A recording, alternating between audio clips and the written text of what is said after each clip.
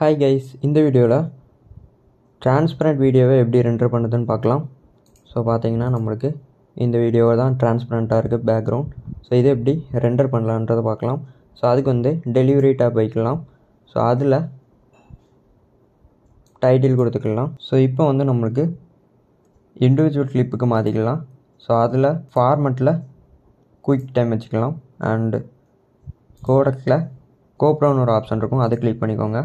And டைப்பில் RGB 16 byte வச்சுக்கலாம். And இப்போ எக்ஸ்போர்ட் ஆல்ஃபா கொடுத்துக்கலாம். அண்ட் ஆல்சோ ஆல்ஃபா மோடில் ஸ்ட்ரெயிட் வச்சுக்கலாம். குவாலிட்டியில் உங்களுக்கு எது வேணுமோ அதை வச்சுக்கோங்க. பெஸ்ட்டாக வச்சா நம்மளுக்கு வீடியோவும் நல்லா ஹை குவாலிட்டியாக வரும்.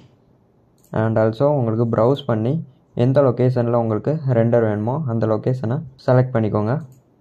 ஸோ இப்போ ஆட் டு ரெண்டர் கியூ கொடுத்துக்கலாம். ஸோ நம்மளுக்கு அந்த லொக்கேஷனில் நம்மளோட ப்ராஜெக்ட் வந்து ரெண்டர் ஆகி உங்களுக்கு எக்ஸ்போர்ட் ஆகிரும். ஸோ இந்த மாதிரி தான் நம்மளுக்கு டிரான்ஸ்பரண்ட் கிளிக் எல்லாம் ரெண்டர் பண்ணுறோம். ஓகேவா? ஓகே கைஸ், நெக்ஸ்ட் வீடியோவில் வீடியோ எப்படி எக்ஸ்போர்ட் பண்ணலான்றதை பார்க்கலாம்.